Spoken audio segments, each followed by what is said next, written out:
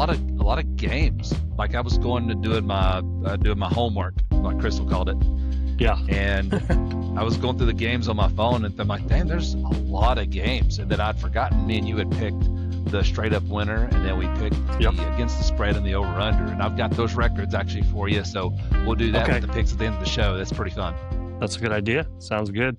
All right, folks. Well, we're back separated.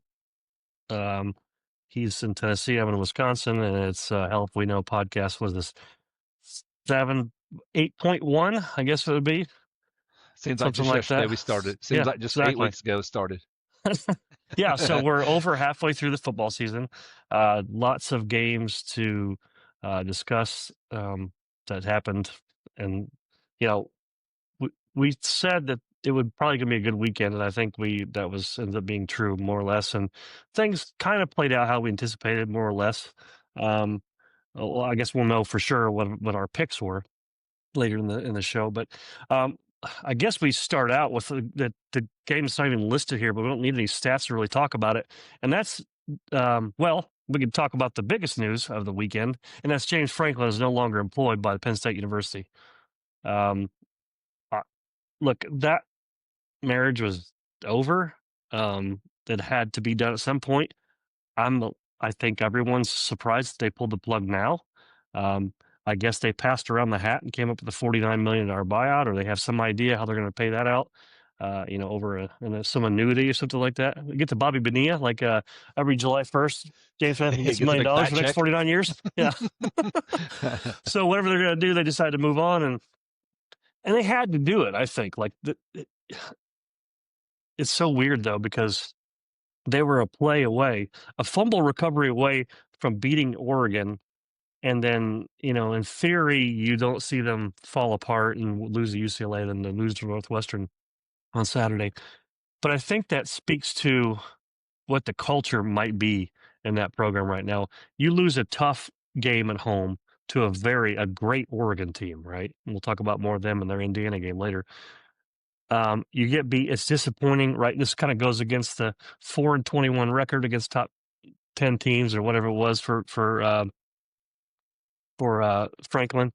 But if the next week you go on the road to UCLA and you drop that game to a bad football program, and then you come back and lose at home to a Northwestern who is mediocre at best, that screams to me that your culture is not as good as you think it is, because you have seniors at all the right spots: defensive line, offensive line, quarterback, running backs, wide receiver transfer portal. They brought kids in. They spent $3.2 million on defensive coordinator. They brought in Andy Kotelicki 2 years ago to shaped up the offense.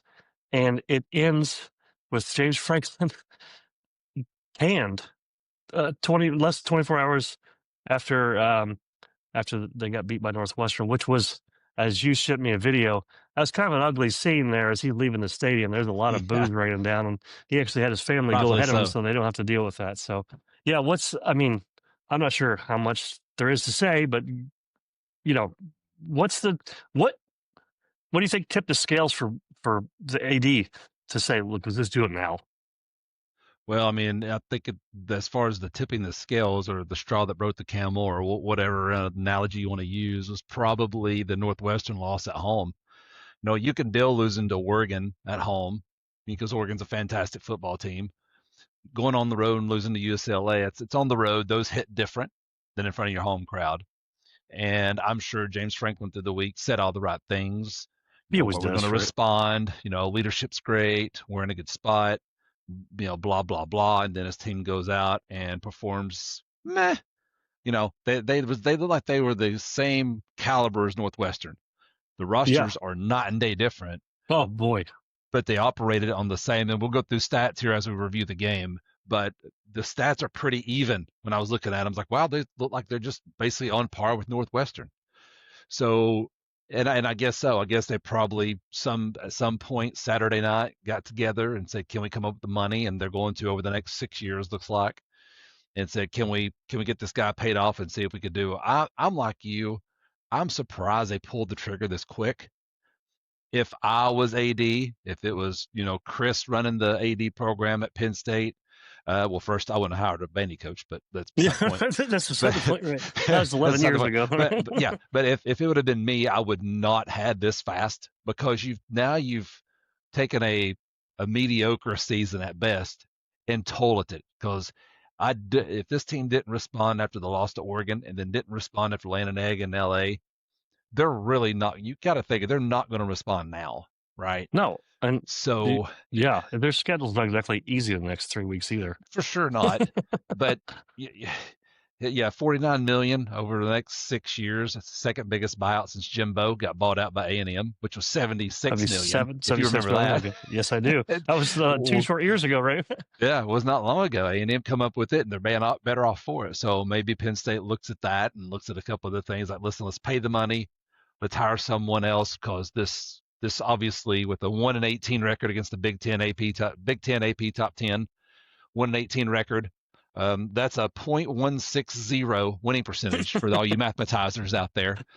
Is that good? That's the third lowest in AP history since 1936 with a minimum 25 games.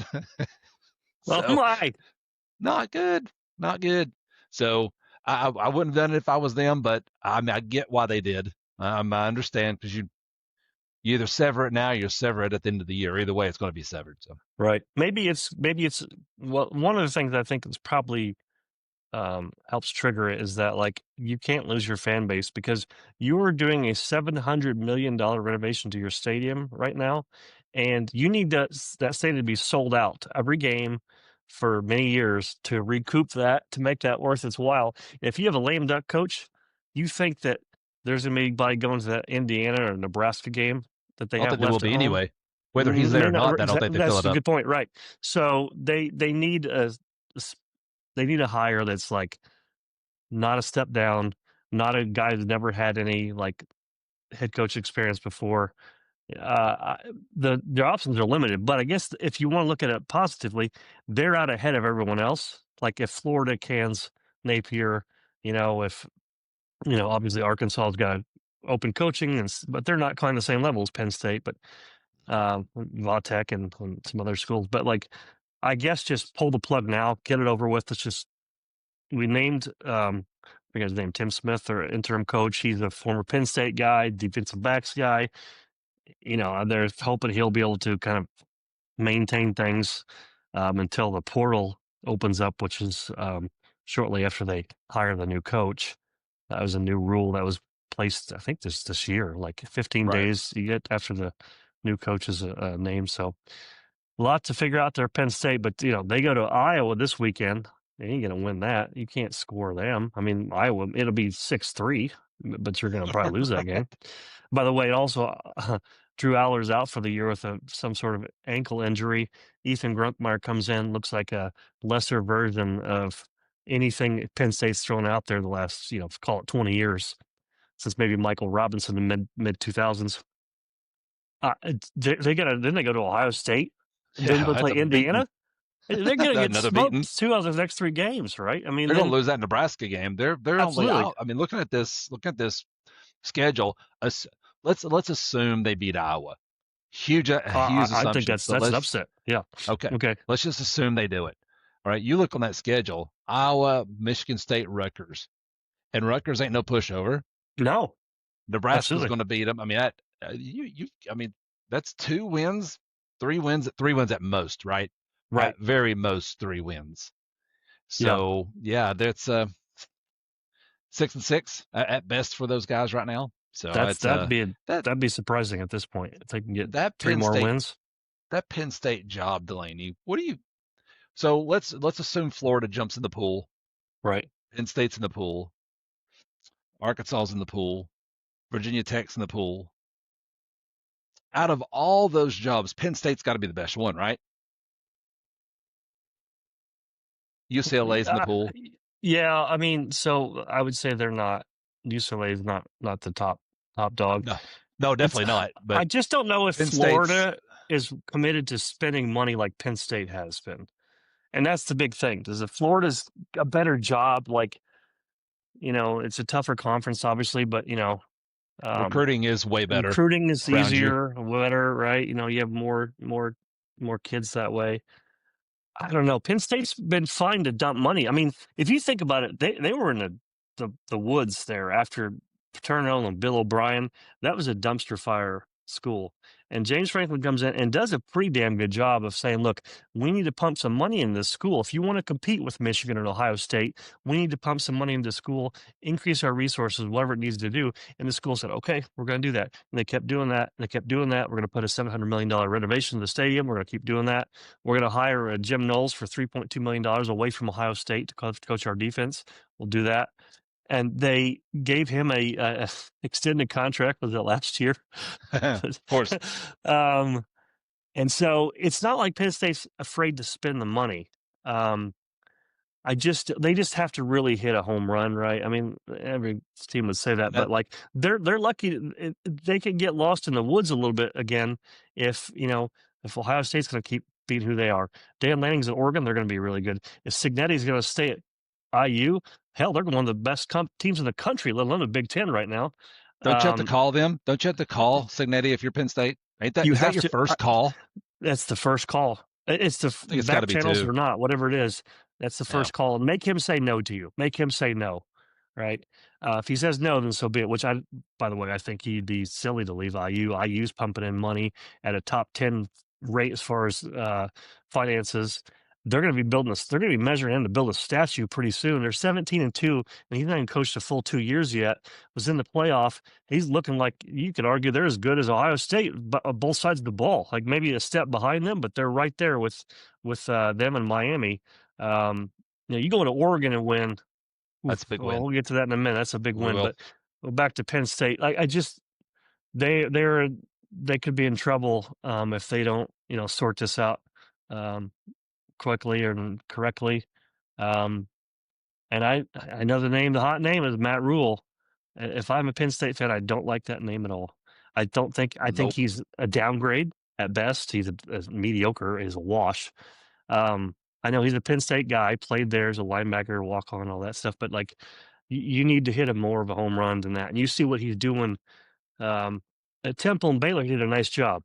He has 2 top 10 wins in his whole career. It was like 2 and 15 or something like that. And they were both at Temple, or maybe they were both at Baylor, against Virginia and someone else. It wasn't like they beat a Miami or a Florida State or something like that. So I just don't see the infatuation with him. What about Lane Kiffin? Yeah, that's an interesting name. I don't know that this is a good fit for him culturally, though, is it? Well, I don't know. State, right? I know that's a step up, though, in a job for him. Yes, absolutely. Yes, right. I know he's got it made at Ole Miss. They're pumping in money, too. He's got it rolling. Yes, he does. But we discussed this a few weeks ago where he is at Ole Miss what he is. And we predicted that, he won't win a national championship. Now, they look prime to make the playoff this year.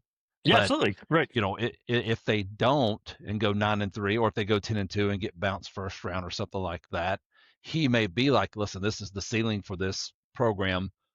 Where can I go win a national championship? And jobs that'll be coming open where you could get the backing, the money, the tradition, all the stuff you need to win a national championship. I don't know what comes open better than Penn State in the next 5 years, because it doesn't look like anyone right now. I mean, besides the Florida job, that's another one. Right, Florida. That's the other one, which I think is at least equal. If Florida decides to say, "Look, we're going to spend money, we're going to open up the checkbooks," then I think that's a better job for location-wise. Historically, Florida's been more relevant than Penn State, generally speaking, in the last 15, 20 years. Sure. Although it's been a little bit since Florida's had a title. We're looking at almost 20 years for them, But the thing with the Big Ten is that, they're pumping all kinds of money to the schools, right? And there's this thing about they might have a private equity firm, overtake them, which is a strange thing, but each school would get upwards of $100 million. And maybe that already happened. Maybe that's why Penn State fired Franklin, because they're already cashing that check already. They knew something no one else does. Like they're already running up their credit on that. So I don't know. Kiffin just seems like a weird fit to be in State College, PA, right? He's I think so too. Southern guy. Like he just he's kind of who he is, right? He's just sort of abrasive but funny, and like he's you hate him, but he's lovable too to some degree, right? Like he fits better at Florida than he would be For at Penn State, I think, right? 1,000%, right? He as far as cultural fit, you're Yeah. right.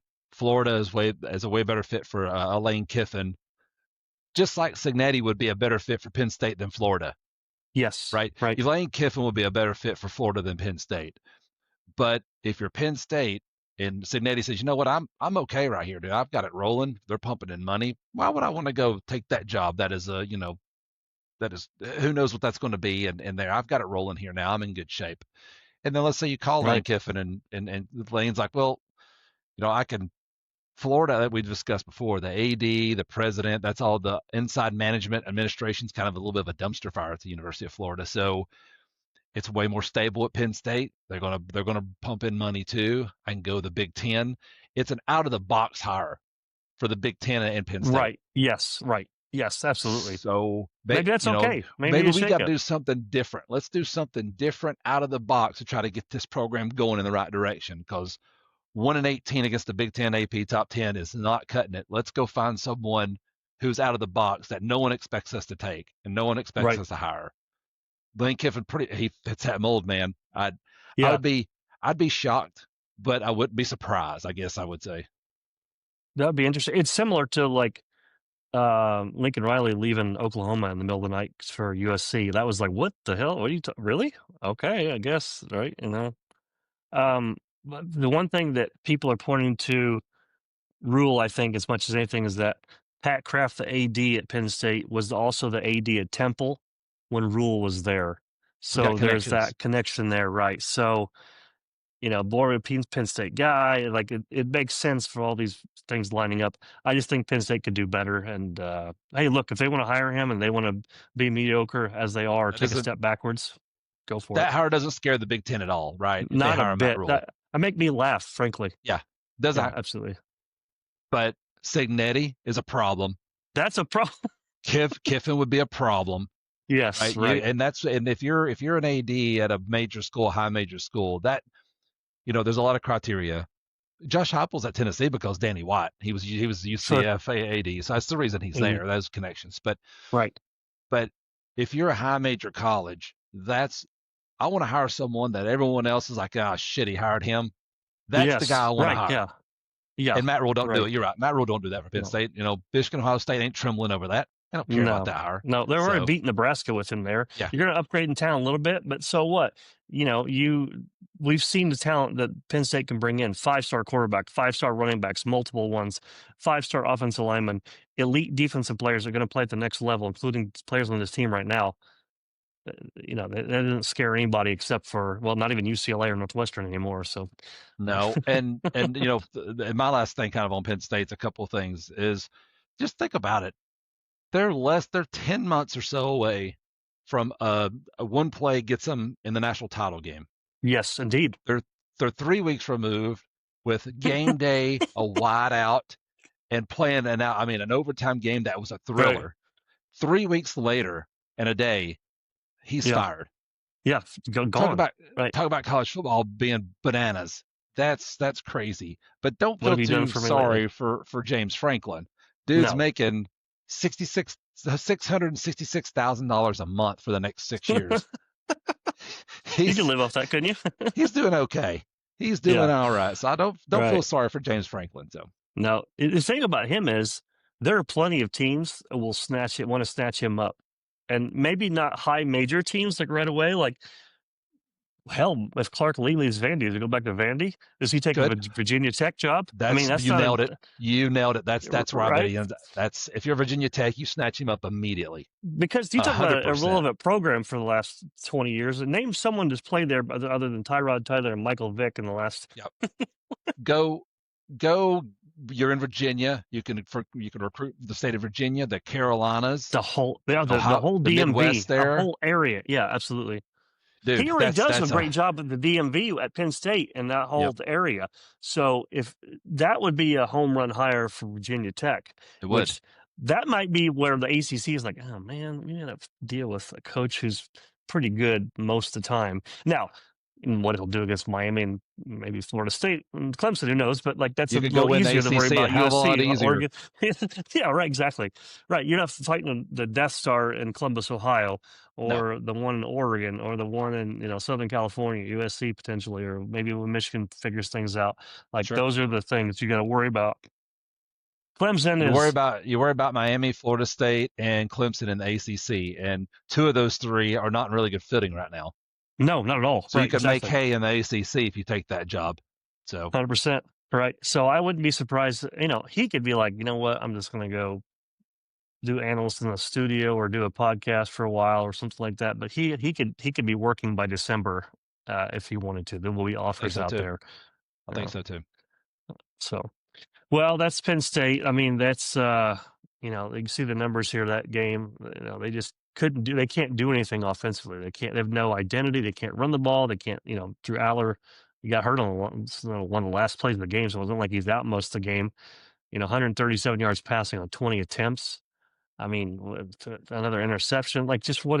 Like, this is also the thing. Like, you brought in another 5-star quarterback, and that did not mess with Kolomicki, what he does. Like, he needed a Jaden Daniels kind of guy like he had at Kansas, like who can run all over the place and spin you around. And it just never worked out. He did some good things with Tyler Warren, but you can't have a Tyler Warren freak every year. You don't have a tight end that can play, throw the ball at the quarterback and run the ball as a fallback and um, you know catch the ball like a wide receiver. Those are not a dime a dozen. So yeah, that's this stats speak for themselves.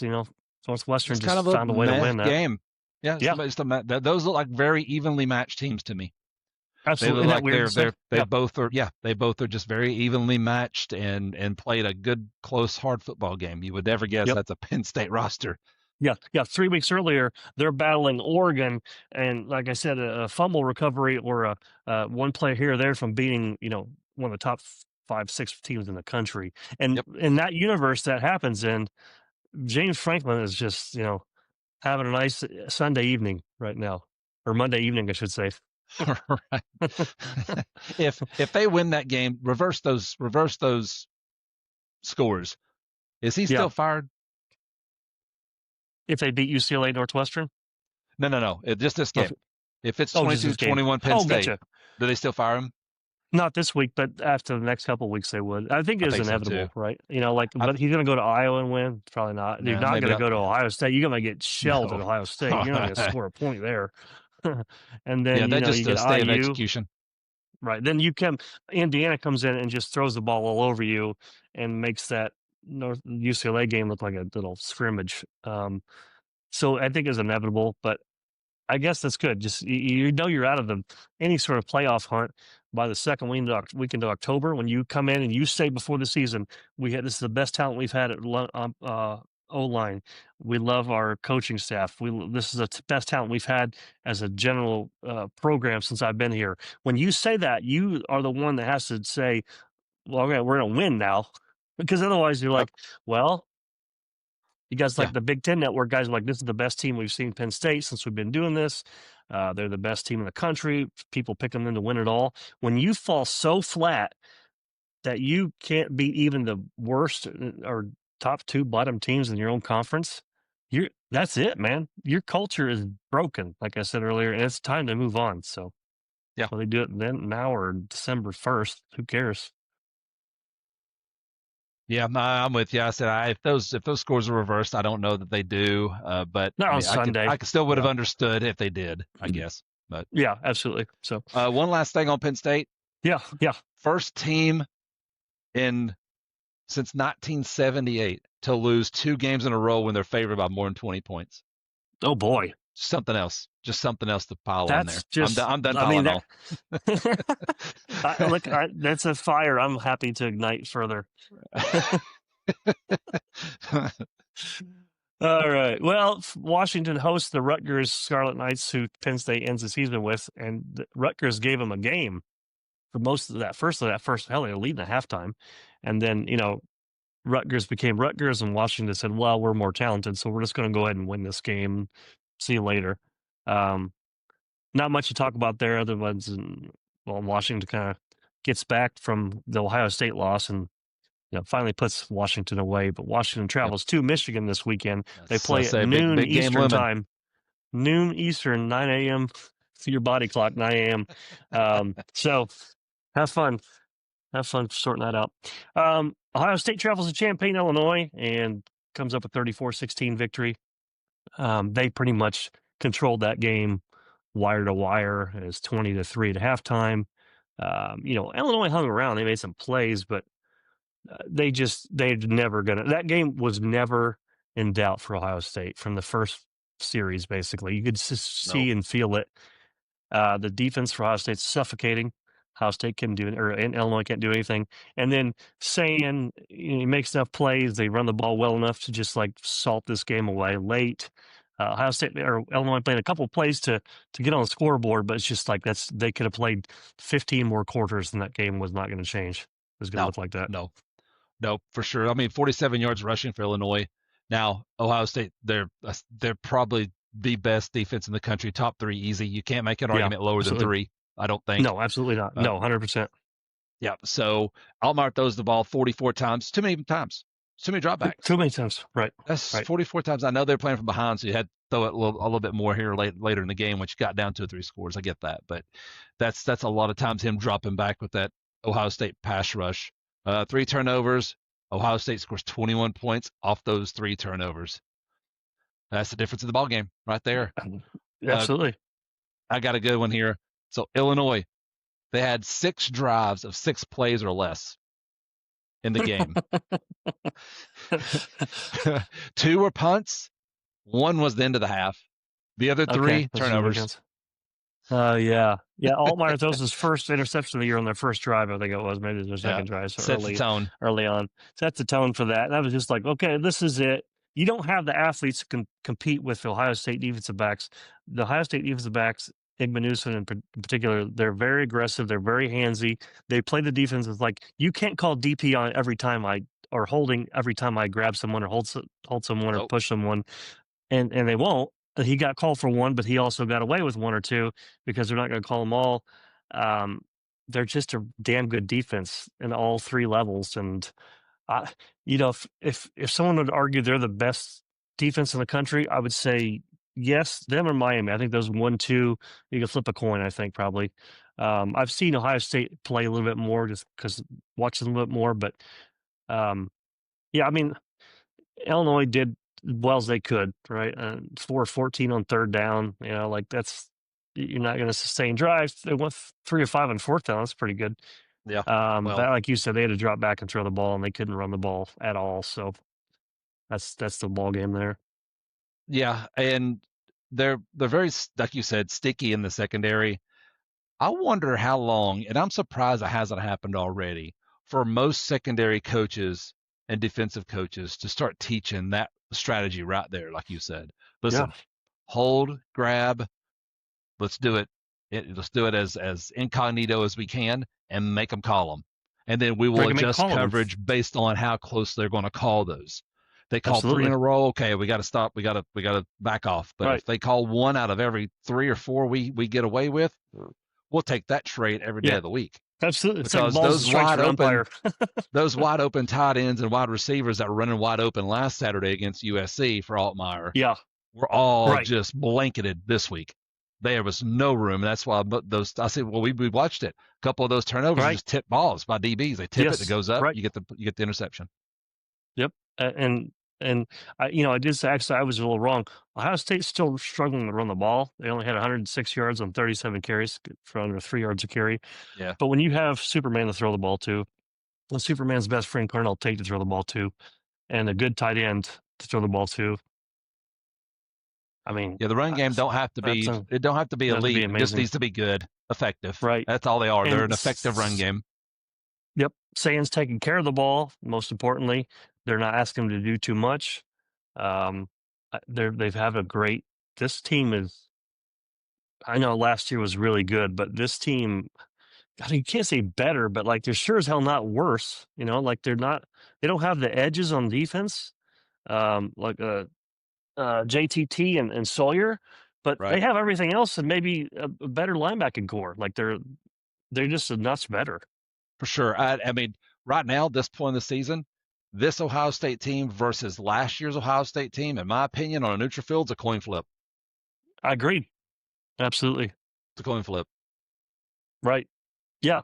The only thing saying he doesn't move around much or pick up yards like Will Howard did, but he doesn't really need to at this point. So, So, and if you look at their schedule, like, is there anything on there that's going to make them in the next few weeks like not worry? now.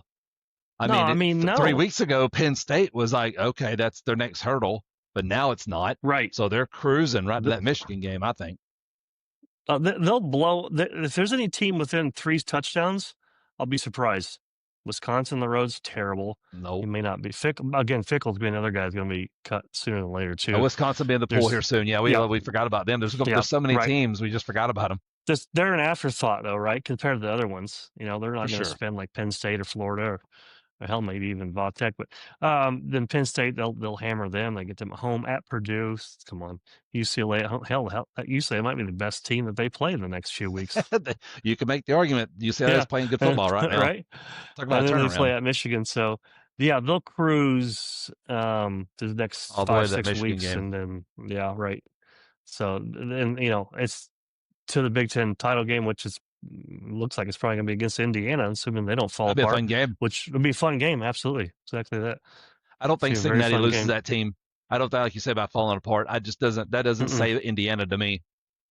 No, not at all. We'll talk about Indiana in a minute, but yeah, I don't foresee that happening. Right. Well, we could just jump right to that because that may have been the most impressive win this season, certainly this weekend, in my opinion. Indiana. I think so. If I'm an AP voter, they get number one vote for me. You go on the road and you beat a top 5 team. That's the best win in Indiana school history. Like, no hyperbole. You go on the road and win an Autzen, or teams like Ohio State and Michigan over the last 15 years couldn't pull this off. Different teams, whatever. But Cignetti and this program of not 5 stars, not 4 stars, have put together a program so well coached, and they know who they are. They're not scared of anybody. They're disciplined, and when you have someone like that, what the hell is he going to do when he gets a 5-star quarterback? I mean, it's hard to get any better, I guess, but like they can put up 60 on Oregon. What are you going to do?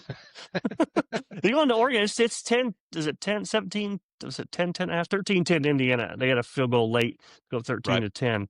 They outscored them 17-10 the second half. Like that was such a shock to see that score. I'm like, what is that? Am I reading that right? Because I thought it'd be a good game, but the reason Oregon was favored.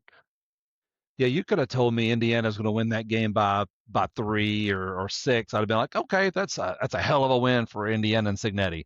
But you would have never convinced me they're winning by 2 scores. You would have taken everything I own. Right. Absolutely. Seriously, like they make Dante Moore, who's been as good as anyone in the country, kind of pedestrian. 186 yards, 2 interceptions, 1 touchdown. 6 sacks. 6 sacks, exactly. I tell you, man, like we go back to the first part of the season, Indiana's defensive line takes a backseat to no one, basically. They are so physical. They're very talented up front, and it shows. And that's partly why they're controlling the line of scrimmage with a good offensive line, good defensive line, and good quarterback play. Like they can run the ball. Okay, they didn't do a great run the ball, but well enough, right? 111 yards. They're just so impressive. But they only gave up 81 yards. Yeah. To Oregon team has been blasting people. Gashing people. Yep. Right. With all their 16 running backs or whatever. Like they made their wide receivers, Decory Moore, the freshman, like he's going to be, elite. Here he is. At 4 catches, 39 yards. I mean, that. Going in the game, you take that if you're Indiana. Yards. Yeah, seriously, look at us. Sadiq had 2 catches. Bryant, 4 catches.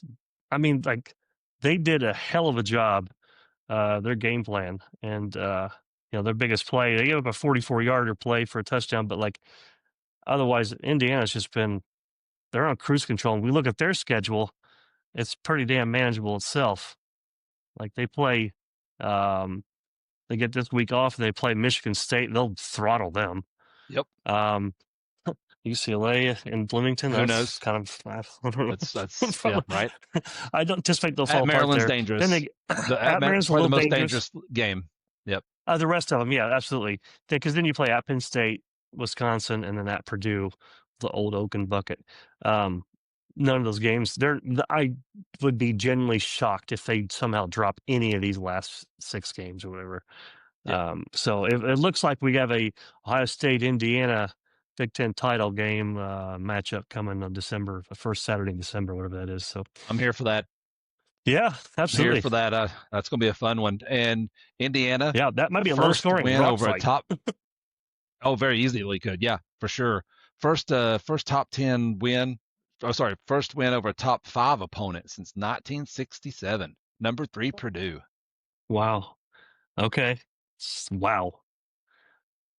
That's where Signetti's bringing this program.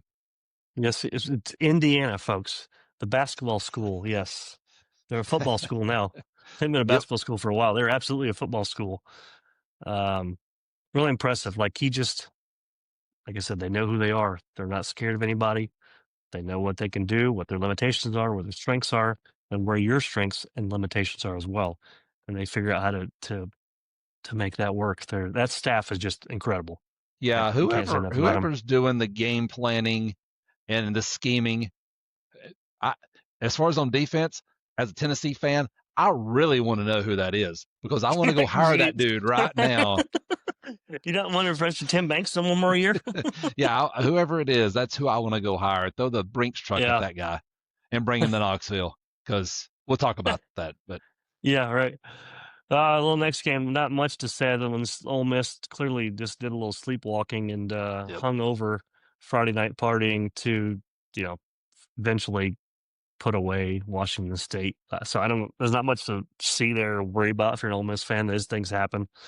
It's good you did it against a team you can kind of be like, okay, so we're playing with our food here. We'll just be serious for a minute and get this game over with. So, Yeah, anything else you have to add there? No, I mean just like you were talking about. It's like they hung out in the Grove before the game with everybody else. They went in and Right. played, and Which I'm it's sure one is of those cool, that, but well, I'm sure it's a lot of fun for them. And then I'm sure Kiffin has them running like crazy today, but they're all not going to be perfect. Nope. You don't get the same team every weekend. Well, we've said it a million times, and this is just another one in a million examples of Ole Miss is way better than Washington State, and they just went in there not focused, not ready to play, and about got bit. But in the grand scheme of it, if Ole Miss makes the playoff and makes a semifinal, national championship, no one's going to give a crap about this game. So it's whatever. Right. And what are they looking forward to the next 2 weeks? Between the hedges. Yep. In particular, this week, yeah. Like, that's understandable. Like, that's no where their one's heads were. toppled Georgia yet, right? This is where your heads are, right? You can't get beat by Georgia before you can get to Georgia. They somehow survived. We'll get to Georgia. We'll talk about that in the preview show in a day or two. So, next game, Florida travels to A&M after a big win over Texas and takes it on the chin, 34-17. Hell, they both came out pretty good, 14-all in the first half, or first quarter, I mean. Come out on fire. And then that was about it for Florida. Water eventually levels out, right? And this is a good example of that. Elko's going to make adjustments. He's very good at that. He's going to tweak and adjust and get players doing the right thing and assignments. And before you know it, they figure Florida out. And I've got some fun stats on that too. But yeah, that's yeah. Speaking of someone that is not long, they get Mississippi State this weekend, and if they drop that game, I cannot see any world why they don't go ahead and do what Penn State did. And also because they have a bye between them and Georgia. Do you want to go into the Georgia game with a lame duck? I mean, maybe it doesn't matter. You're probably going to get shelled in Jacksonville anyway, but like maybe it's a time to just pull the plug, just do it. Let's get this out of the way. And well, that's what we thought between Texas and Miami. I said he wouldn't even coach in October. I was way wrong on that. Right. So I don't know. Maybe their AD has got something up his sleeve. But, if you look at Florida's schedule, we know it's Murderer's Row. They get a little break in the middle at Kentucky, although that's a team they haven't been able to beat very well the last few years. Then this might be a pillow fight with Florida State at the end of the year. Otherwise, they're looking at a lot of more L's, and including this weekend against Mississippi State, I think. I could see Mississippi State, and we'll talk about it on the preview show. Of course, we'll get too far into it, but I could see Mississippi State going and winning that game. I easily could. But then again, I could see Florida winning it 31-10. Wouldn't shock me. After Yes, the Texas game, it right, just doesn't, because we'll talk about Texas in a minute. I mean, what the right. hell's happening? Yes, I don't know who the hell they. Who are these people? So, real quick on the Florida offense, Yeah. how Yes. bad Yes. it got for them. You ready for this? Yeah. Hit me. They had 11 drives of 6 plays or less. 11 drives. One That's one how many 6-play drives drive. did they get? Yeah, right. Oh, that was 13 total. So 11 Okay, drives, 6 okay. plays less. One of those 6-play drives was a touchdown. Okay. Okay. The other touchdown was an 8-play drive, and the field goal for make it 17 was a 9-play drive. So Okay. 10 other drives of 6 plays or less. Guess how many yards Yeah. they made and how many yards they had in those 6 other drives, or those 10 other drives of 6 plays or less. I gather it's going to be like 70 yards or something like that, because there's a You need first to go a down in little there. lower than that, my friend. Oh no, 40 yards, 40 little total higher, yards, 50, 56. Okay, 50 total. Wow. Yeah. Yeah, So that's when they struggling. figured it out, when Elko figured it out, they were donezo. Yeah, for sure. That's so is Napier, is he calling plays, or did he hand over the coordinator? I don't know where they stand on that. It doesn't matter, I guess. don't know. Whoever's No. doing it's terrible. Yeah. All Doesn't right? matter who it is. They're just, they're bad. So, but yeah, I just run across that, and then I had your sister help me with the math on the 56 yards, because I kept looking at the play-by-play. I'm like, dang, they had a lot Can't of be right. 6-5, 6-5, 4-3. I mean, a lot of 3 and outs too. Like, Oh, man, sure. and then so I started doing the math on it and seeing that, 10 drives, 6 plays or less, 56 yards. It's like, Jesus. Wow. So Florida is Michigan last year offensively. They can't move the ball at all. Oh, by the way, 1 of 10 for third down. That's not the first time we've talked about them being like It's not. 0 for 1 for the world. Like, they must be at the bottom few teams in the country as far as third down conversions go. When we play those guys, 30%. when we play them in November, Delaney, we give up third downs like nobody's business. So I don't know what something's got to give. Something's got to give. They can't convert one, and we can't stop one. So who knows what's going to happen then? Total annihilation of the universe, probably. Right. All right. Well, move on to Red River. Always a great game. This did not go how I thought it was going to be. John Mateer decides he's going to play. Largely ineffective, best I can tell. OU goes up, was it 6-3 at halftime, I think it was. Proceeds to get outscored 20-0 second half. Arch Banning, we're going to say he played pretty good game. I mean, this is good for him at least. 21-27, 166 yards, a touchdown. Ran the ball 4 times for 34 yards, long at 29. So, over 200 total yards and a touchdown. That's his best game. Now, I've been saying for weeks, Red River is not the place you get yourself right. But hell, what the hell do we know? It's Bizarro World. It's like Seinfeld, but college football. It's Bizarro World. Right. You got a defense in Oklahoma that's just smothering and so good, and that's your get right game. I don't know. This sport is confusing. Mateer goes 20 of 38, 202 yards, 3 interceptions. And the craziest thing is they won this game 23-6. And they had 3 turnovers, 3 interceptions from Mateer. They scored 0 points on those 3 turnovers. That's impressive. You have to try to do that. And then you still win 23-6. Yeah. Well, what Texas says, you know what? We saw you run the ball against Michigan doing ISO and counter and power with quarterback. We're not going to let you do that. Mateer had 14 carries for 5 yards, a long of 10, right? And the rest of the team, which that was true so far, you can't run the ball with the running backs. 11 carries for 33 yards for Blaylock. They can't run the ball, whereas Texas and Wisner finally got some momentum and run the ball, 136 yards, 35 carries. So, they took care of the ball. They ran the ball. That's gonna get you some W's no matter who you're playing. That and the OU run game's been pedestrian all year. Even with Materi, it's at still been best. pedestrian. Their offensive line's Right. not very good. Mm-mm. Nope. It's true freshman at left tackle who's got a big, he'll be good eventually, but that's, true freshman at tackle. 6 of 17 on third down for OU, 2 of 4 on fourth down. When they gave up 10 of 17 to Texas on third down. So, yeah, it's, if you're OU, it's just going to get harder. It's going to get harder for you. Yeah. Look like at that schedule. That's just, boy. They're going to go to South Carolina, which, South Carolina is sort of middle of the pack. They could drop that game. Then you get Ole Miss at home. Yep. You got to go to Tennessee and Bama.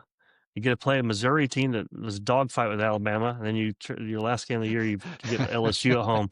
Congrats. This OU offense, like eventually you got to figure that defense is going to start to wane because watching that offense be who they are, you got to figure at some point the defense is going to start to peel off playing so many more snaps and being out there so long, game after game after game, that it's going to start to wear. So I hope it's worn on them by the time they come to Knoxville in about 3 weeks. So, yeah. Yeah, that's with Texas, we'll see what they look like. Maybe they're starting to sort it out somehow. I guess I'd be surprised, but I don't look at their schedule there. I don't think. Yeah, I mean, it's not easy, of course, because none of them have easy ones. But right, I want to say that it's not like there's more manageable. Row. Yeah, it is for sure. Right. They get Kentucky this weekend on the road at Mississippi State, Vanderbilt. Those are teams that they should beat. These two, even on the road. We'll be testing that out, won't we? Then they get a Vanderbilt team who's a good football team. That's a game they could certainly drop. At Georgia, that's going to be difficult. Arkansas, they'll smash Arkansas, and then the A&M game is going to be a battle there.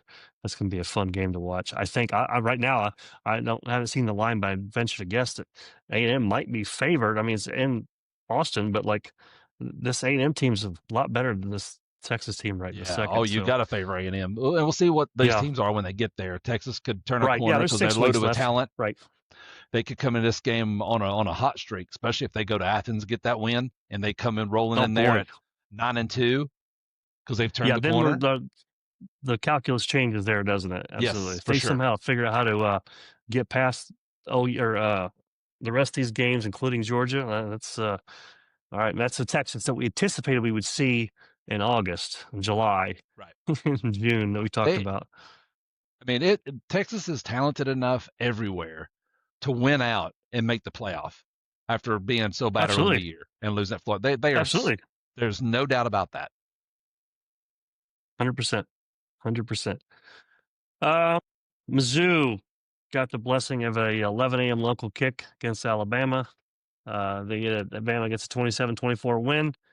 Mizzou hung in there. I mean, they had their shots to win this game, but eventually Bama talent, again, water finds its level oftentimes.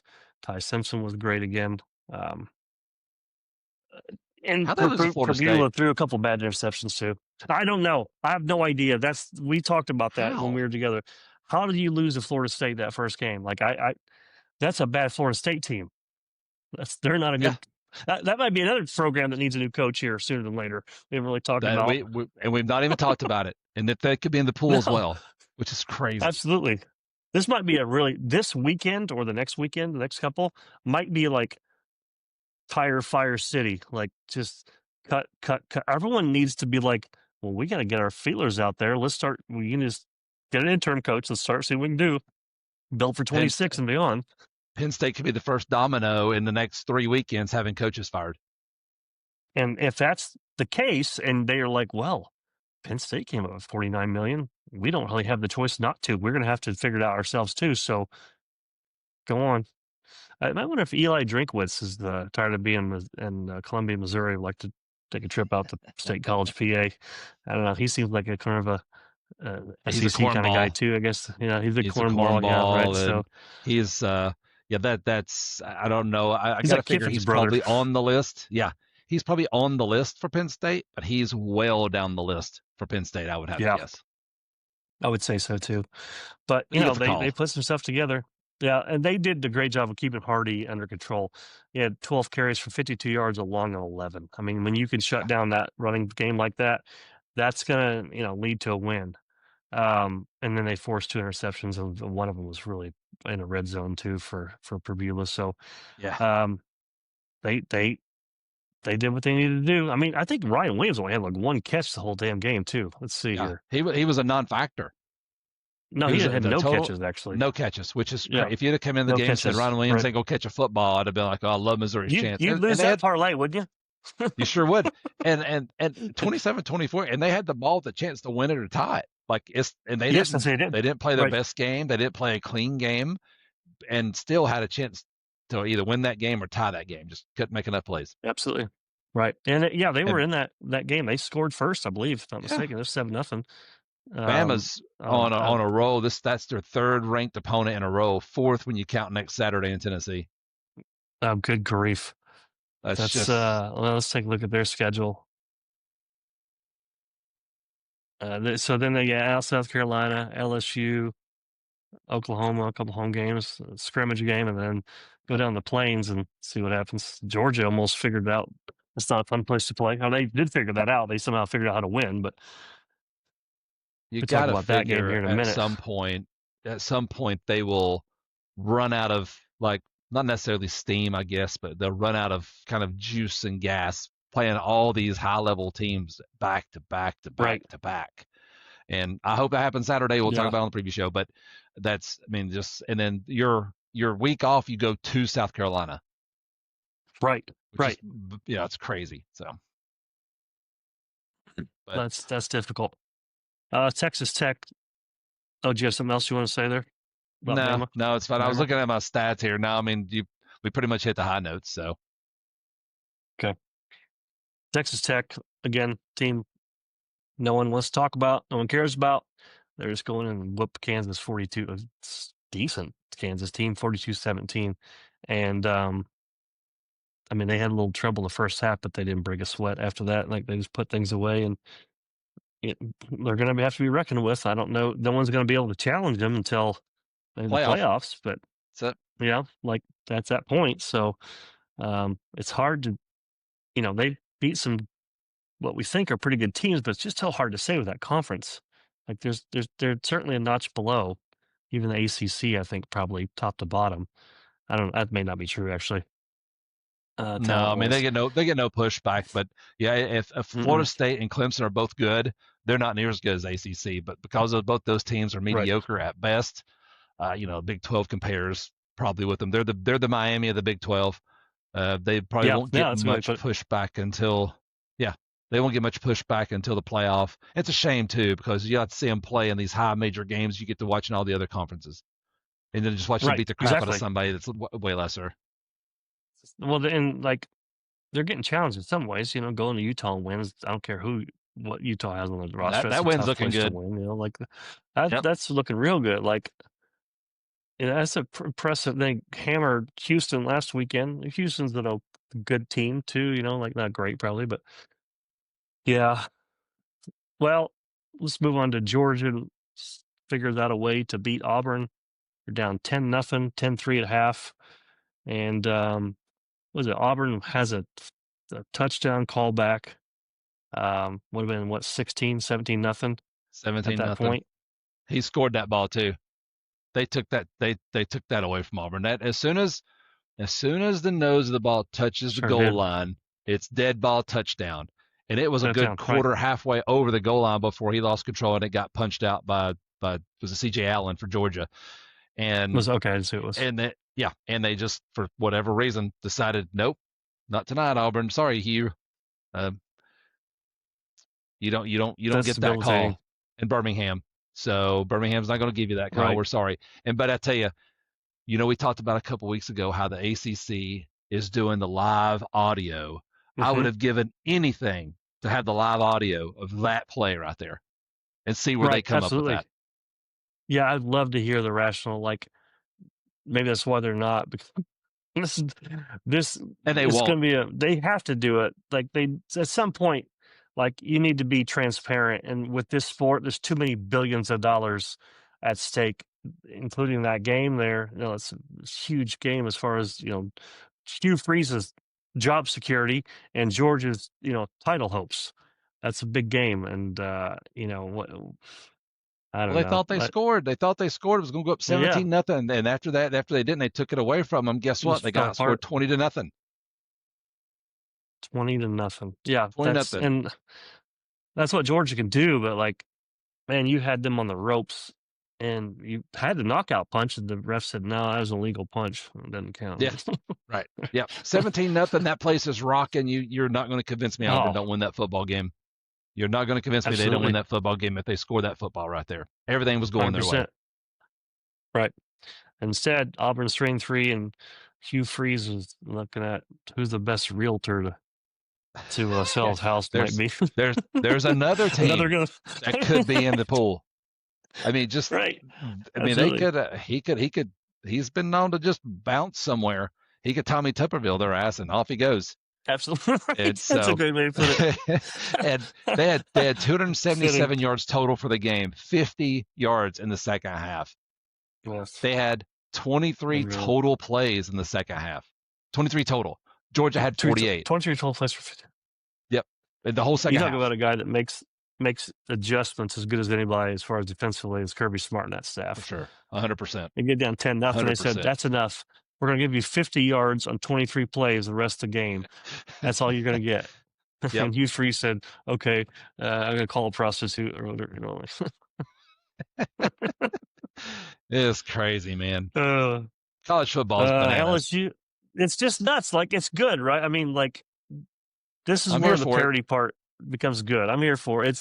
It's different than what we were when we grew up, and it's different from what it was 10 years ago. Hell's different from what it was 6-7 years ago.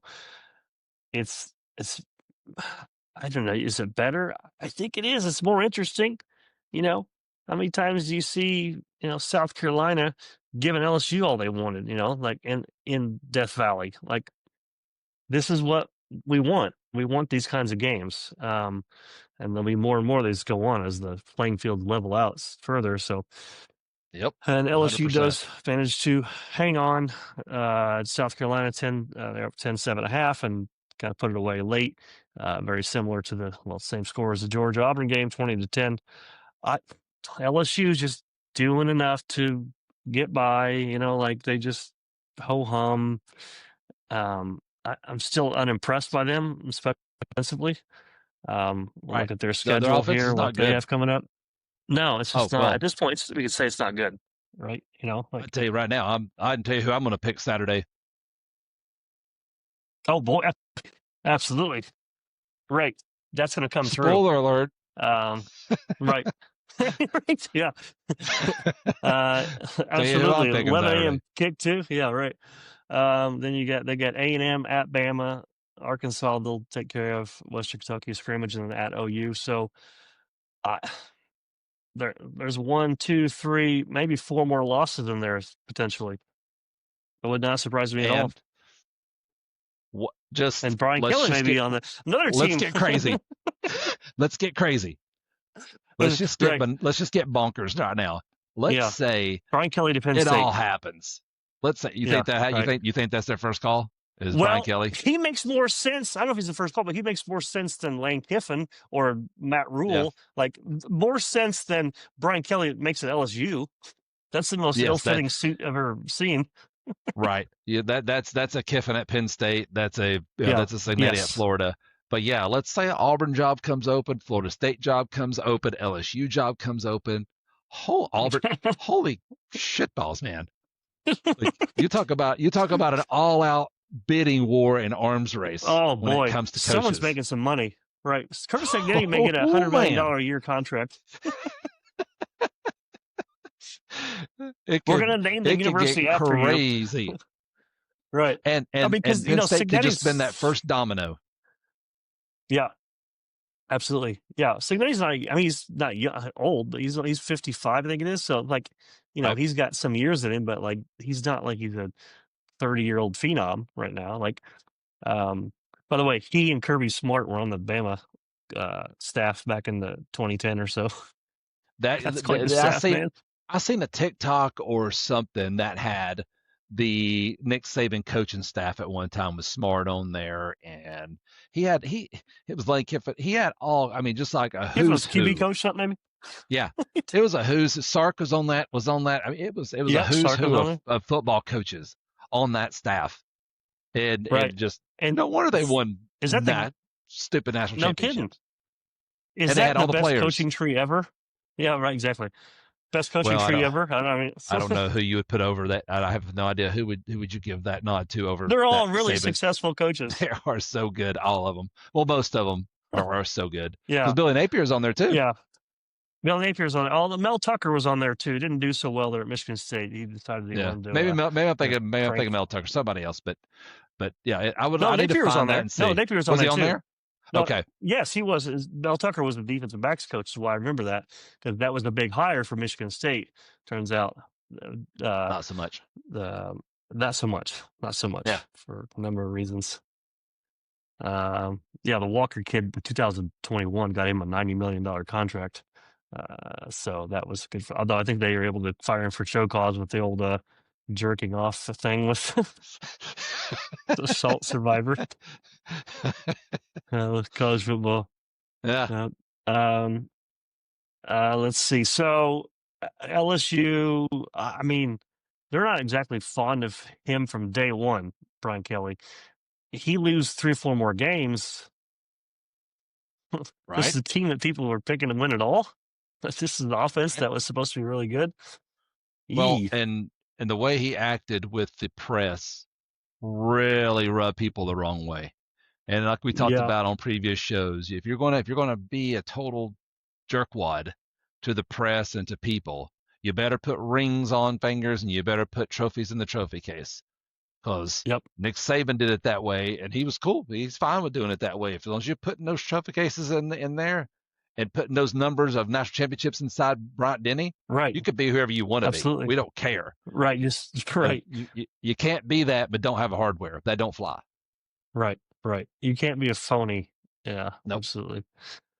Well, this game is we'll punt this one to you. Tennessee, Arkansas. Tennessee hangs on to win 34-31, 17 all at halftime, and you take it from there. Can I just say I haven't seen the stats yet for the Arkansas Razorbacks, but I suspect they did a pretty good job on third down. They had a good game. Yeah, sure did. It was 34-17, and then for whatever reason, which ever since the Oklahoma game last year, when Heupel went into a shell on offense and relied on defense, he's tended to do it. Up 34-17, and he did against Georgia. When they got the strip sack. Yep. Three runs up the middle, kick the field goal. He's been that way. Now, maybe it was before then and people just didn't realize it, but people really started to realize it during the Oklahoma game whenever he would do that. He kind of went conservative a little bit when you got the lead and lean on the defense. And why you want to lean on this defense, I'll never damn know. But apparently he decided up 34-17, we'll just get a little conservative here with the play calling and, punting the ball's not a bad thing anymore. Well, turns out almost got you. And yeah, right. And proof positive. It was 34-31. You get the football, and you proceed to go 2.5, 3 minutes of just picking up first downs and run the clock right out. Move the ball right down the field, run the clock right out. Well, you could have put up 50. Let's do it. You got if you're Josh Heupel, you have to realize, and he gets paid a lot more. He gets paid millions of dollars to know this, but like we said before, in Tennessee, Josh Heupel's no exception sometimes when it comes to this. High school coaches are just glorified PE teachers that just played football and looked into these jobs. Because in real time, when you watch them doing these things, like, what the hell are you doing? And right, absolutely. And you could have put up 50, and he's just going to have to realize that your team is 2021 Hendon Hooker team. You're gonna offensively score every point you can get your hands on and drag the defense across the finish line. That's the way you're built. Now, you want to hear something crazy about this Tennessee defense? So if I told you the defense for going into the year through halfway point, you're going to be first in sacks in the league and you're going to be second in takeaways. I would say you have a damn good defense. Right, You have right. a You would give dominant up. defense. That's what I'm talking about. But Yeah, I would guess you would okay, give up 500 yards to Arkansas. rewind, and then going into the season, about said you're going to be last in passing defense, Hmm. 15th in scoring defense, and 14th in Okay. total defense in the league. Then I would say Oh boy. your defense is Okay. trash. This trash, And right? How do those those two two, go together? they're together on this defense. I can't explain it. That's I can't explain it. That's quite the anomaly. That's quite the anomaly. It's crazy. Yeah. So Aguilar has a good game, 16, 25, 221, a touchdown. He was fine. They finally, congratulations, Chris Brazel. You have made it to the elite company of being bracketed like Jeremiah Smith gets, like Ryan Yeah. Williams gets. So much fun. You're getting that. A corner and safety was on him the whole time. 1 catch, 5 yards. He did drop a touchdown pass Yeah. that he should have caught, but you did drop that. But the thing is, and that's what's cool about this offense and good about Joey Aguilar is that's fine, bracket him. Staley will have, catches for, like, he had 9 catches for 131 yards. No, 100 9 what was yards, that 109 yards. 109 yards. 609, yeah. Yeah, Mike Matthews had a good game. Kitselman had a good game. So Good you game. can bracket Brazel all you want to. We're going to go these other guys. So Right. it is what it is. They're terrible at safety. They're okay at one corner with Hood. They're playing a true freshman on the other one. Arian Carter's an NFL linebacker. They don't have any other linebackers right now who could play at the next level. And the defensive line is good. They're not great. They're just good. Yeah. They get after the passer at elite level, and they are average at best at stopping the run. At best, because it ain't all on them with the run game. They have subpar linebacker play and subpar safety play. Well, that's all up the middle. You put those together, you're getting gashed on 40 yards rushing for right. Yeah, because you don't fill holes. You don't fill holes. You overrun. You can't tackle when you get an open field. I mean, so many missed tackles, and so they are what they are on defense. I mean, you're halfway through the year. This is who they are. You're going to have to outscore. You need to get your hands on every point you can get. Pray you get a few stops, get a turnover at a timely manner where you can get another touchdown, and try to win games that way, because you're not going to win a game 20-17. You're going to have to win them in the 30s and 40s, which I will say Tennessee will score north of 30 in every single ball game they play this year, I believe. That's just what's going to happen. The problem is, like Georgia, you score 41. Right. You give up 44 and lose. So we'll see. They got to, we'll talk about on the preview show what's happening next Saturday. So I don't really have much else. I mean, Arkansas had 3 turnovers, had 7 points off 3 turnovers. You got to do better than that. After turnovers, they were 2 3 and outs after those turnovers, which is, I understand not awful. Scoring, but they never got first downs. It was 3 and outs. You get 2 interceptions and just 3 and out and give the ball back or fumbles. So that's poor planning. Yeah. They gave up 500 total yards, just under 500 yards, 240 yards. They had Arkansas had 7 plays of 20 yards or more. Like, they were gashing them for big plays here and there too. Yes. That's surprising. There was Tennessee. They had a handful of explosive plays too, but they're, again, eventually they'll out-talent them and just outlasted them. And when Bishop could get 146 yards rushing on 14 carries, that'll carry you to a victory too. That was huge for sure. And that, I said again, that stems from you're up 34-17 and can take full control of this game, and for whatever reason you just kind of go into a shell, and you decide to play soft zone coverage. They're no good in zone anyway. The way Ohio State is sticky in the secondary could not be any more night and day than Tennessee.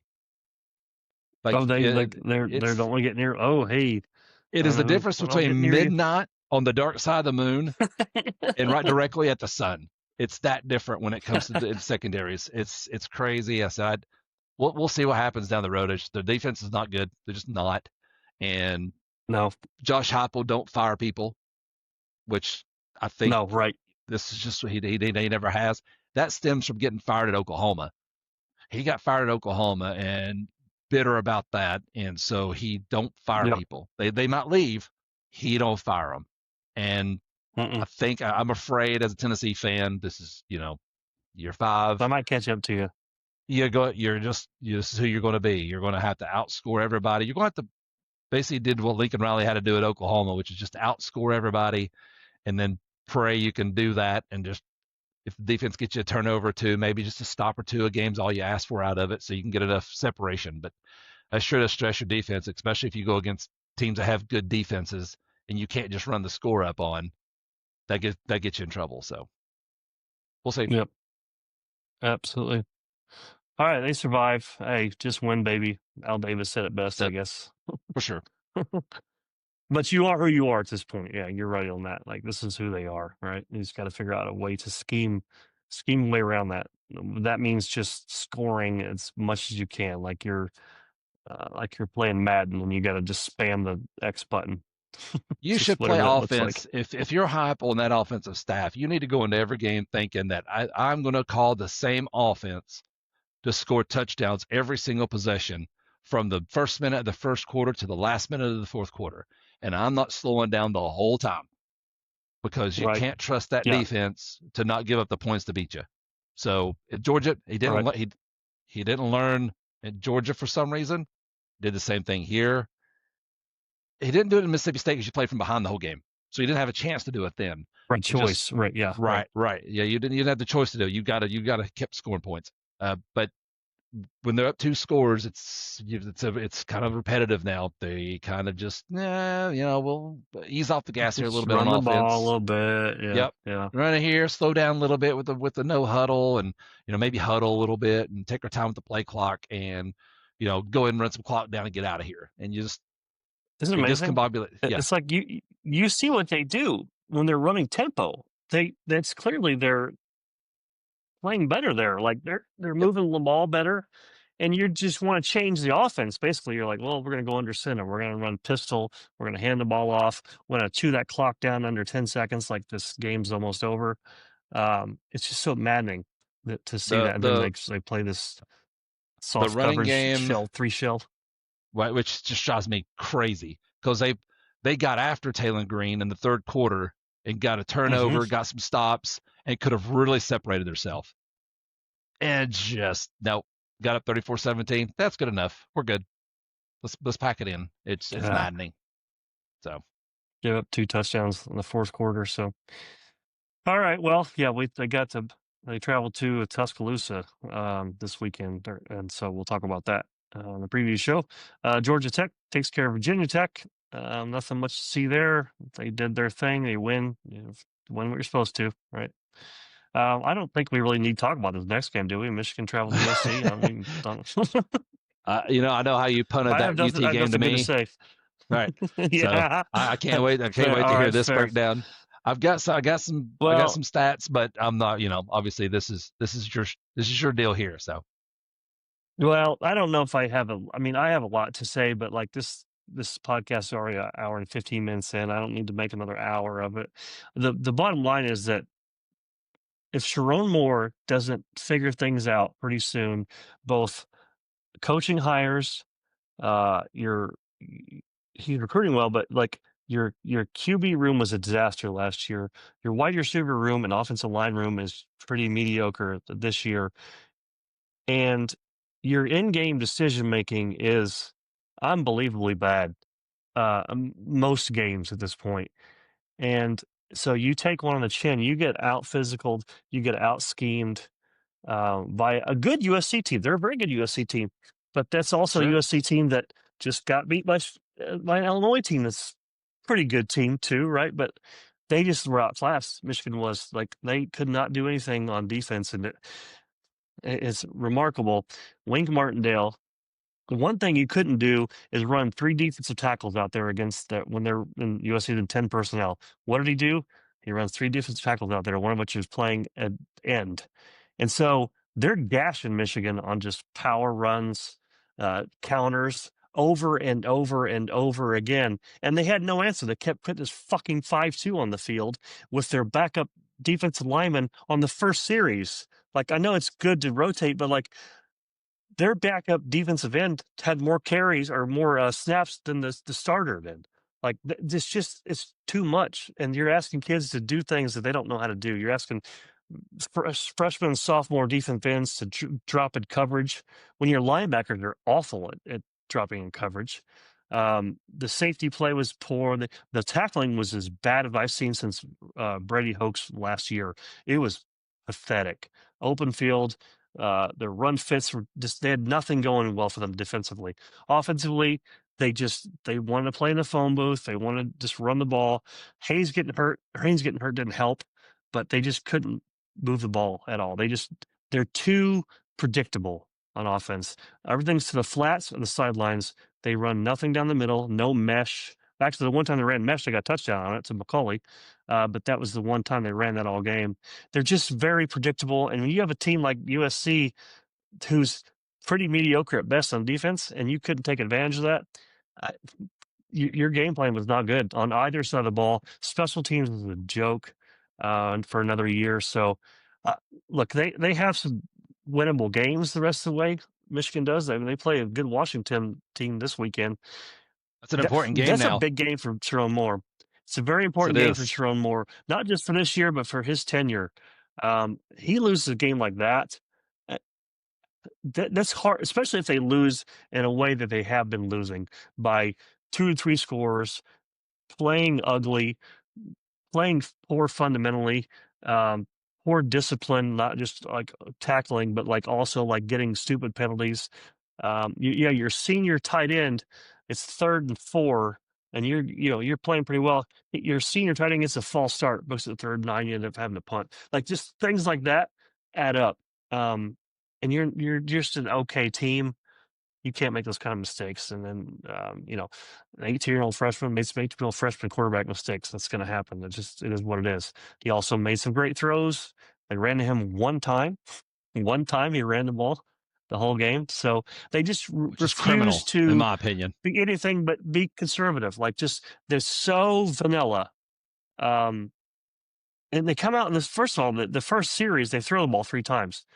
And you throw as low percentage throws, try to do back shoulder throw, first play of the game for your freshman quarterback, and it's incomplete. Second down, incomplete. Third down, incomplete. And then you're punting after USC marched down the field, by the way, in their first possession. So they didn't even try to run the ball the first possession. So they're already behind the 8 ball right away, And it was just snowballed. Hell, you could argue this game should have been higher score for SC because they had 2 turnovers in the red zone. Michigan forced a fumble, and then Maeva threw one of the worst interceptions we're ever going to see, just about the 5-yard line. So for someone that plays so good, that was terrible. Right. Like they got no pressure on Maeva. They couldn't defend a screen to save their lives. They averaged over 8.5 yards per play when they ran a screen. USC did. By the way, Lemon is just incredible. He made an incredible touchdown catch. He's first say top 10 maybe draft pick. So tip your hat to some of those plays that he can make. But overall, they gave up 240 yards rushing, which is the most they've given up since like the 2020 I was COVID gonna say that has to be a season, record which from was something. clown show. Yeah. Nothing even close to that since then. So they got pushed around, and they are No who they are at this sacks. point, right? Which No sacks. for Michigan defense, if you get done with the game and they don't record a sack, I was looking over stats. I was like, man, that's Yep. unlike Michigan defense. Yep, they got no pressure, but also Kiffin was a genius. He out-schemed Wink Martindale, the D coordinator. Like, he just ran circles around him. They didn't do a lot of drop back, throw the ball down the field. You don't need to when you're getting 8.5 yards to throw on the screens, and then you're seeing your tight ends leaking out because their Michigan linebackers can't cover their tight ends, who are pretty good. So USC just had an incredibly good game plan. They ran it perfectly, other than a couple mistakes, and that game was not really indicative of the score in the end, quite frankly. And then, look, it didn't matter in the end, but Michigan gets it to 20. It's 24-13 after Michigan scored the touchdown. Yeah, I know where you're going with this. For some reason, there's no excuse for this. I don't care what analytics say. Moore decides to go for 2, and they don't get it because they run a low percentage fade throw to the back of the end zone to McCauley and Underwood throws a laser beam instead of just lofting it up. But so what is that going to accomplish? Like, it did nothing but make you have to chase that extra point now, right? Like all you needed was, I say a field goal and a touchdown. Now you get a field goal, a touchdown, and a 2-point conversion. You force yourself to have to get a 2-point conversion. Now, again, it didn't matter because Two of USC them. scored again and Michigan You have didn't. to go for two. Yes, two right, exactly. twice. 2 of them. Yeah. Right. So it just made no sense at all to do that. So it's just that's a good example of that. And there's another play where they took a timeout to do a challenge, which was clearly not didn't need to be challenged. Like, who's telling him, giving his advice? And frankly, he just looks kind of lost out there, like he's got deer in the headlights kind of eyes sometimes. And I want him to do well. I really do. I like him. I think he's good. I think he's a good offensive line coach, although the offensive line is struggling this year. So if your position coach and your head coach the same person, and that position is not very good, maybe he's not a very good coach. I don't know. And you're also like, he's cutting his teeth for the first time. That's what I was going to ask you. Do you think maybe this job's a little bit too big for him? Yes, absolutely. Yeah, I hope that I'm wrong. I want to be wrong, but there's enough things that are similar to what Rich Rod and Brady Hoke teams look like that are looking pretty similar right now, and we know how those ended up. So, I'm not saying he's going to get fired after this Washington game, or maybe even not even after this year, or even if he tanks. But that Ohio State win last year is keeping his head above water for sure, pretty nicely. And that's, if he didn't have that, boy, his seat, I think it would be at least warm at very minimum right now. And if he doesn't get things sorted out, they don't start playing well, or at least better and look competent the next 6 games, which they play. They play Washington at home. That's winnable. Mm-hmm. They also play Purdue. They play Northwestern. They play Maryland. They play Ohio State. They play Michigan State. Those are all games that are winnable, except for the Ohio State game. So, they could it might be. go on a run here. You guys don't lose to those guys. It's not impossible, right? But if they lose any of those games, that's like, dude, you have more talent. You have higher paid coaching staffs. You have more resources. You put more money into the program. I don't know. Like, I want to be wrong, but I just feel like this is maybe the close to the dead man walking here, unless he somehow figures it out, makes some better hires, coaching staff, bring the right portal guys.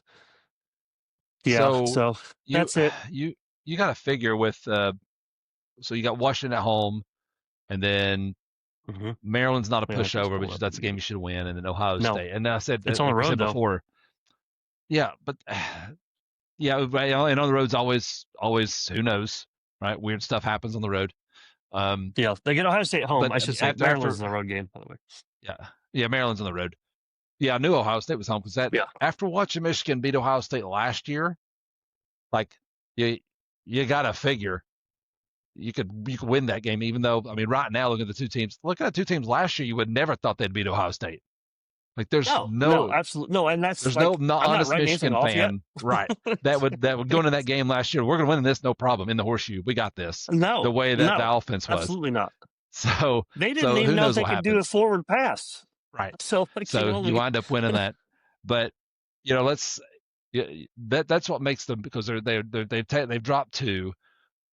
This Washington win or loss could be the difference between 9-3.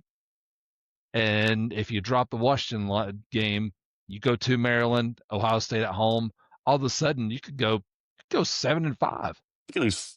I was just saying, you could look at 7-5 just like last year. Yeah, if you go 7-5 back-to-back years after a national title season, that's tough. You better make things interesting. You better make it work in 26, because that you ain't for long. They'll be happy to pump money in, but not if you're going to go 7-5. And the Death Star down in Columbus is never going to stop turning out great teams. That's not going to happen. They're the most consistent team of anybody in the last 25 years or so. Do they? And that's does not going to Ohio change. State?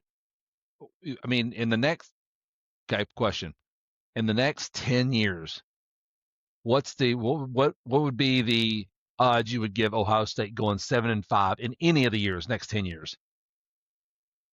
Percentage. I'd say the odds are It's not zero, right? Because anything can happen. Anything Next can 10 happen, years, right? I'd say maybe 10, 15%, maybe. I mean, One out of 10. it's unlikely.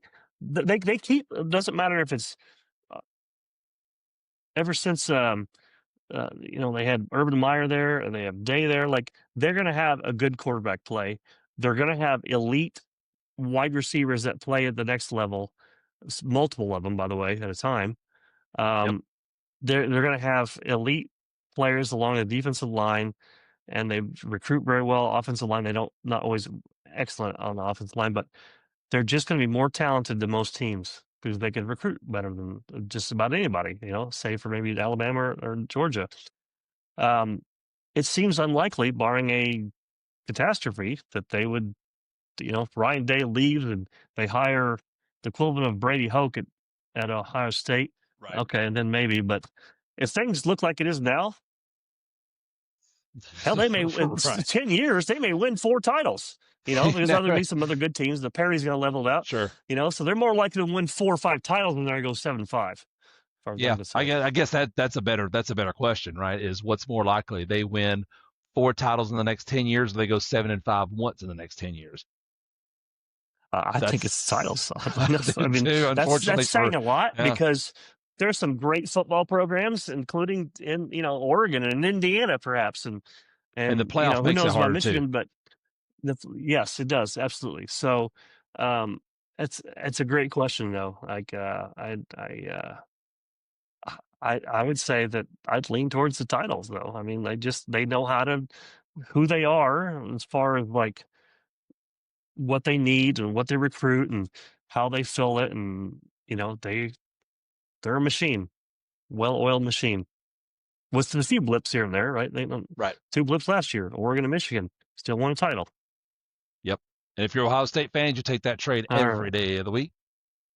Every day, absolutely every day. Well, Notre Dame somehow is ranked number 16. I don't know how that's possible. They were lost 2 games they played anybody, but here we are. Top, they'll be bumped up now. Top 15 team after beating mediocre NC State team.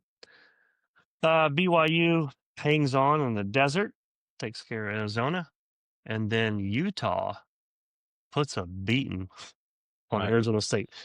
Yeah, spoiler alert, we missed that sure, pick. but I doubt we had that one right. I certainly doubt we had it 40 a blowout, a 4-score difference. Jesus. Matt Campbell's having a rough couple weeks here. Loses to Cincinnati, then goes on the road to Colorado and loses to Dion. It's the hell if we know. Hell if we know podcast jinx. Podcast, right? Yeah, absolutely. Yeah, seriously. Like you might as well be like we're worse than put on the Sports Illustrated cover. It's oh boy, we're worse than a Madden curse. And then, yeah, we're worse than Florida State's program right now. How do you beat Alabama? We don't need to spend a ton of time on Florida State, but it's worth it because they beat what is a very good to great Alabama team. We know that at this point. They beat them first game of the year. They go in and just hammer 2 who cares games. They proceed to drop the Virginia game, get pushed around and beat up by Miami, and then get beat by a pretty mediocre Pitt team in Tallahassee. Again, another coach that, there's going to be billions of dollars spent over the next 6, 8, 10 weeks across college football coaches, head coaches alone, let alone assistants or anything. And this might be one of them too, because the difference in this team on September 1st and October 13th is night and day. I don't know. That Alabama game is such a mirage. And they can't even win a game in the ACC now. I just don't sense of No. They can't even win a game in the ACC. Could beat Alabama, can't win a game in the ACC, which is a good step below the SEC and Big Ten. And absolutely right. I'm like you. I don't know how you could beat Alabama and then turn around and be this. And then, like you said, that job comes open and they're in the pool too. And like everything else we've been talking tonight, the schools are going to spend so much money next year hiring coaches. Even the U.S. government's going to be like, damn, you guys are spending some money. Like, Exactly right. that's how much money Right. they're going to spend. They're all looking at tax money, taxes. Yeah, they're loving it. But Right. I don't get it. And pull up the Florida State schedule there, because that's one thing I'll be Yeah, I'm just interested gonna to do that. see, because they got more L's Does it coming. matter? I mean, I they feel gotta go to like it. Stanford this weekend. Like, there's that. Would you be surprised if Stanford beats them? At this 30 point, to no. 28. The only game on there's no game left that I would. I guess the one game I would say they're likely to win would be probably at Stanford, but like traveling clear across the country, playing at 9:30 at night. Wake almost beat Georgia Tech, so that's a losable game. Check. Exactly, right? Clemson is on the road. Clemson's not a great team this year, but they're certainly better than Florida State's shown to be. For sure. Vautech is coachless, but they put up a fight against Georgia Tech a little bit at NC State, and then at Florida, the pillow fight there. So that could be two that could be two interim coaches for that Florida State game. I'll predict that right now. That'd be hilarious. That Florida State game is going to have two interim coaches, but when that game happens. That's a very real possibility. And if you're Florida State after last year, I mean, you talk about difference in about whatever a year and change. 2 years ago at this point, Florida State's rolling, and they're destined for the playoffs until what's his name gets hurt, and then they Jordan get Travis. left out, and then get Jordan Travis goes down. Jordan Travis, thank you. Everything changed. Yeah. If Jordan Travis doesn't go down, and they still might get beat by Michigan, whoever in the playoffs, but they're in the playoffs. That was the 14 playoffs, the last true playoff. Yep. And now we're looking at last year was a complete train wreck. They went 2-10, I think it was, maybe 3-9. This year they opened the season, beat number 8 Alabama, and then they put up 3,000 points on East Texas A&M, 10 State, and then we're like, okay, well, watch out for this Virginia game. That's a trap game because they're going to beat up Miami. They proceed to lose that game, and then the rest is history thus far. So, it's remarkable how much things can change. I mean, that's not as bad as James Franklin, one play away from beating Oregon and sailing through the schedule to Ohio State. But it ain't far behind the difference between the roller coaster of, almost in playoffs, total disaster, beat Alabama, total disaster. This is Florida State, who they are now, I guess. They're pining for Jimbo to come back. That's been a long time since 2015, right? It was. And, if you're Florida State, you want to talk about a fit for Lane Kiffin? That's the fit for Lane Kiffin. Right. Yes. There. ACC, yes. He would be embraced state of Florida, so much so, wouldn't he? He would kill it at Florida State. And the state of Florida don't want him in the state of Florida, especially at a program like Florida State. He don't have to compete with the SEC. Lane Kiffin knows I can go to ACC and I can win that conference. I can recruit and I can win that conference. And within 3 years, he'd win the ACC. Maybe sooner with the transfer portal. Right. Maybe sooner. Right. Maybe absolutely. Sooner. Right. So, yeah. All he needs is to get the quarterback he needs yes. and some people along the line scrimmage. If I was the AD at Florida State, dude, that's the first phone call I make. I will pay you whatever you want to come down here to this program. And I think he'd go in a second. Absolutely. I think he'd be gone. Talk about Tommy Tuberville and somebody. Off he would go. Right. He would load up the U-Haul and head out of Oxford. I say, can you tarmac in a good way for yourself if you're the coach? I'm not getting on the tarmac. I'm driving to Tallahassee. I'm taking a different plane. I'm going to jump on I-10 right here, and I'm going to head to Tallahassee. Yeah, exactly. Yep. Right. That's the perfect fit for Lane Kiffin. This offseason, perhaps, or maybe before that, might be wild as far as I hope so. Rearranging of the deck chairs of the Titanic. Yeah, right. I mean, who knows? No one's talking about Clemson and Dabo. I mean, I don't think he's in January getting fired, but maybe he's just tired of it and just says, I'm out. He could just leave. He could do him a favor. I mean, Dabo does weird stuff. He could be like, you know what, guys, I don't want to see Clemson hurting anymore. I've taken them as far as I could take them. Let somebody over. Now you're just, like I said, let's get bonkers. Virginia Tech's open. Right. If LSU comes open and Florida State comes open and Florida comes open, Penn State's open. It's open. UCLA's open out there. Wisconsin's open. He's open. Right. Holy shit, man. Has there ever been a bigger group of like Power Four programs that need Right. a head coach badly. Arkansas is open. Kentucky could come open. Arkansas is open. They're Absolutely. they're not near as Yeah. high as all those others, but I'm talking about a deep pool, No, right? right. But no, that's right. Absolutely. Hey, Vanderbilt, if Clark Lee finds a new job, I mean, he's going to go to one of those bigger teams probably, but then there's another program that's looking for a coach, like, Yep. well, Yeah, Brent Clark Lee would Keyes, I leave guess Vandy to he's go to. probably like, I would think so, right? I would think so. Brent Keyes Yeah. leaves Georgia Tech to go to Penn State. Probably not, right? I mean, you got it going in Georgia Tech. You're in Georgia, Atlanta. You're not in Yeah. the SEC. You're in the ACC. That's your alma mater, right? Yeah. Yep, that's your alma mater. But he'd be a problem at Penn State for the Big Yes. Ten. See, I He'd wouldn't be a like problem. it. That you talk about a physical, good offensive line. Yep. Yeah, that might. Yeah. So, is Alec Golish going to increase his paycheck whether he stays at UCF or USF, or whether he goes to one of these big schools? Because they're What if he turning goes up the along road to Florida State? just fine. What if he That'd just be goes interesting, north? wouldn't it? Right? What if he just goes north up there to Goes Florida north, State? yeah. What if he Yeah, hires he him can stay in at the state. LSU? Go to Florida, LSU. Oh boy, that gets interesting there. That would be Right. a slam dunk hire for LSU. Talk about a guy that would fit down there. Absolutely. Right.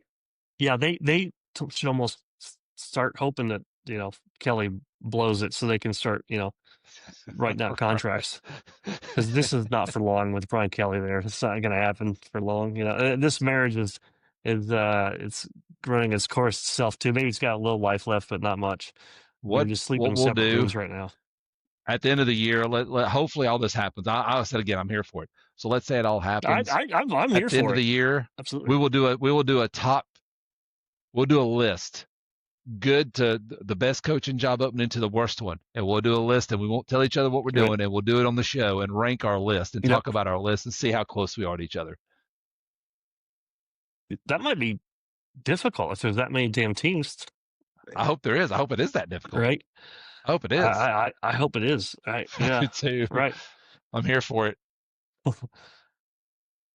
That's an incredible thought. Like the parity in coaching and everything else, like on the field, off the field, NIL, portal, just a different game.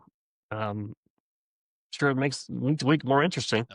Yeah, I mean, I think we're pipe dreaming for sure on that all happening. It probably is not. Right. But boy, it'd be fun for us if it did. So a good chunk of it almost certainly will. Like, there's very little chance Billy Napier and, let's say, Luke Fickell survive this, right? I mean, I just can't imagine they survive this, right? You got guys like, like Freeze, and I don't know. I guess Venables is probably okay, but if they go on a losing streak, who knows? Like it's. Like, at some point, though, Delaney, at some point, let me ask you this.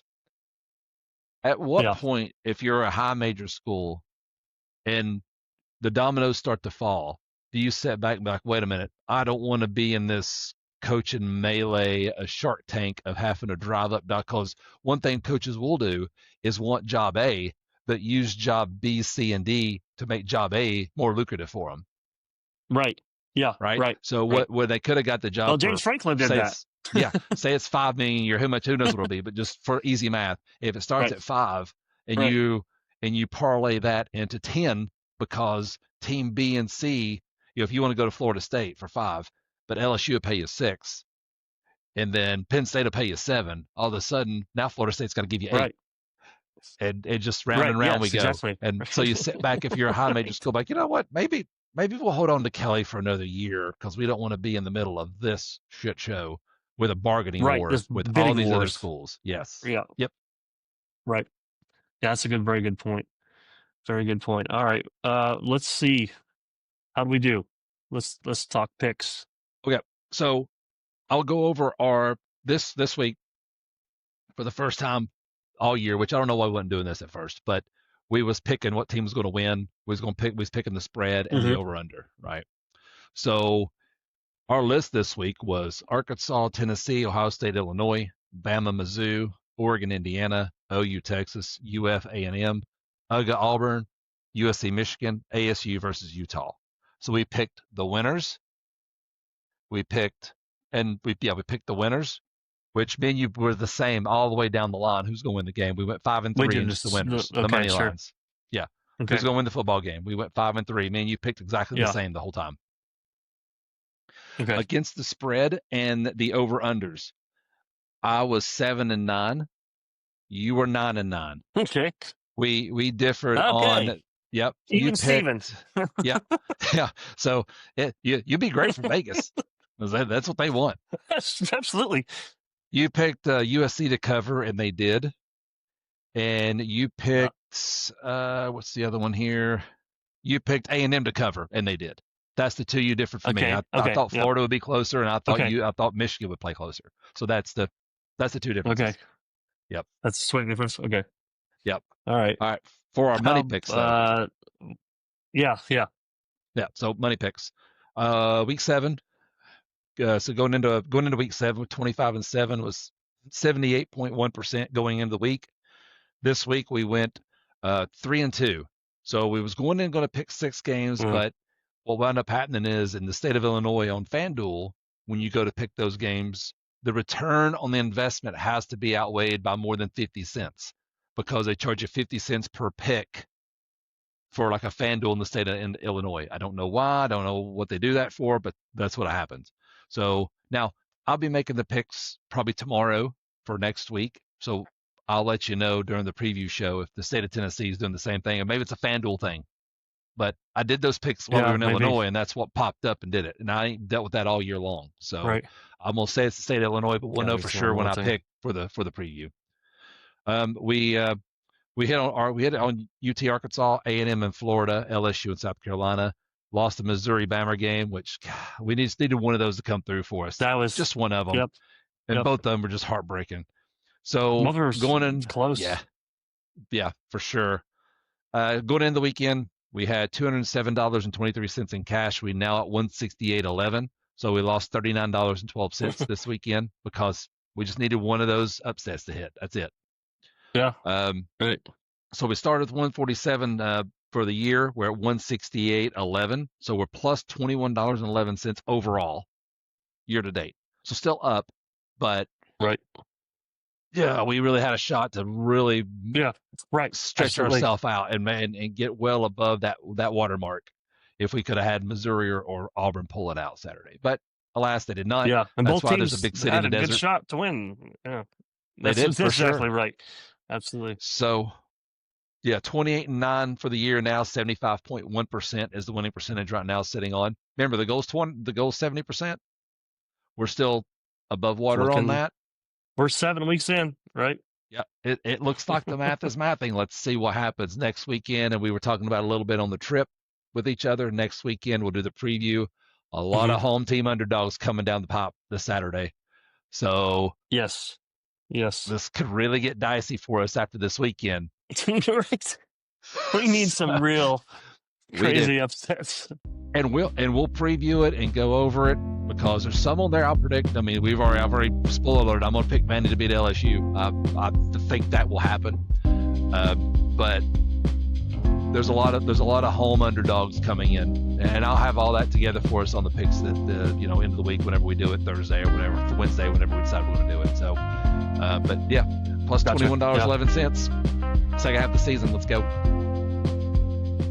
Righteous Bucks. All right. Well, that wraps up this hour and 43-minute post game, which we spent a quarter of that on James Franklin.